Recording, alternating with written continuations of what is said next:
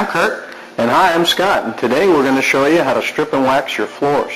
Stripping and waxing floors is the foundation of a great floor care system. Stripping and recoating is also the most difficult and potentially dangerous job in floor care. So for that reason, you ought to do everything possible to avoid this step. Proper maintenance, which includes deep scrubbing and recoating your floors periodically, will help you to extend out your stripping and waxing cycles. It's not unheard of for a floor to last 3 years between strip outs. If you're not getting at least 1 year between strip outs, take another look at our scrub and recoat and our maintenance videos. Stripping and waxing a floor simply means to remove completely the old floor finish and sealer and replace it or reapply new sealer and floor finish. A newly stripped and finished floor is the cleanest that it will ever be. Over time, with scrub and recoats, small particles of dirt will get embedded between the coats and over a period of time cause slight yellowing.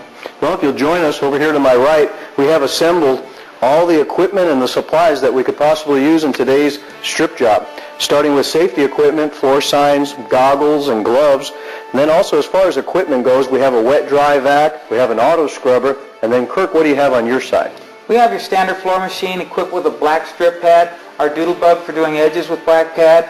We have our stripping solution, our rinse solution with neutral cleaner, and a dust mop for sweeping the floor and dust mopping prior to stripping. That's everything we need. The only thing left to do is get started. As you can see, I'm adding the stripper solution to a bucket of cold water that I've previously prepared. Multi-Clean has various strippers for various jobs, from the strongest Inferno to the No Order Stampede. Today we've chosen Stampede and we've mixed it 8-to-1.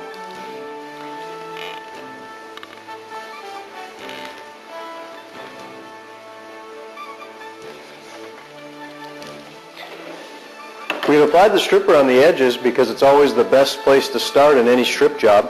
And as you can see, I made sure to put a generous amount of stripper along the edges. And next we're going to wait about 5 or 10 minutes for the chemical to work properly, and then we'll be ready to start scrubbing it and cleaning the edges.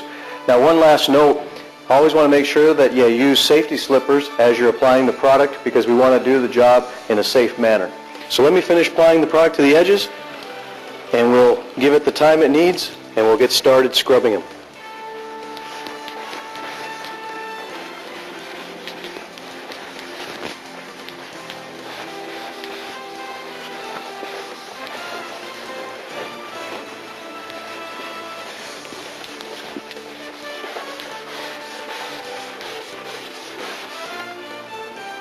After we've applied the stripper and let it sit for 5 or 10 minutes, time to agitate the edges. We're today using a Doodlebug. You can also use a 175 RPM floor machine. I've seen people even use razor blades or putty knives along the edges. But the best system, I think, is the Doodlebug. You have a little bit more control. And once you're done with this, it's going to be time to pick it up.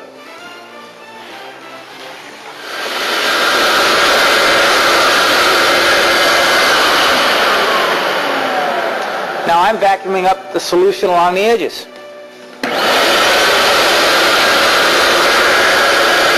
I'm going to rinse the edge.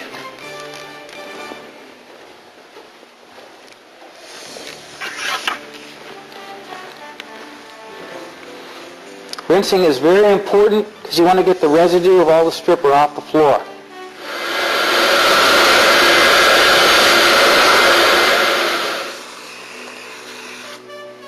For baseboards that have heavy buildup, it's recommended to use side strip baseboard cleaner. And once it sits there a little bit, we'll scrub it and then we'll rinse it off. Now that we've finished stripping the edges, it's time to do a wide open area. And it's always a good idea to outline the area that you're doing. Typically a 10 by 10 section is a pretty manageable section for you to do. After I've outlined it, now it's time to fill in the outline. And again, you want to use a very generous portion of stripper. Always making sure that you're covering completely. And once we finish filling in this outline, we'll give it a few minutes, and depending on the wax buildup, we may need to even put a second coat.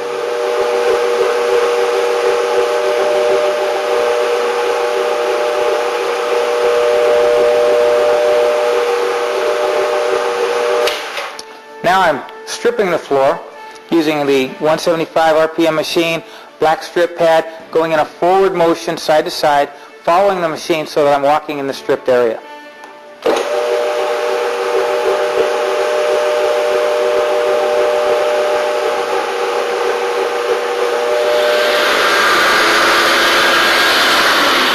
Now that we've scrubbed the floor, it's time to pick it up with the wet dry vac.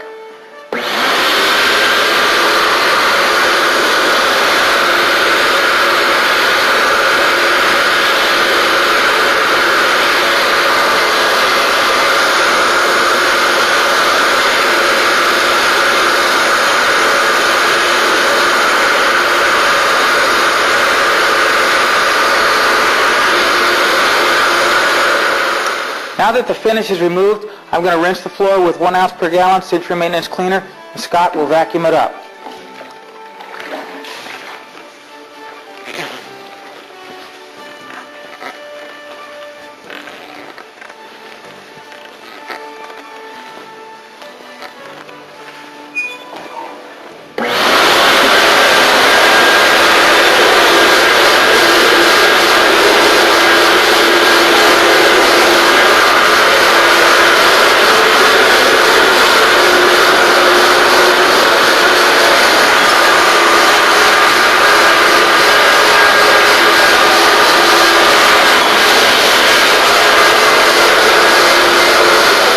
I'm going to apply the stripper.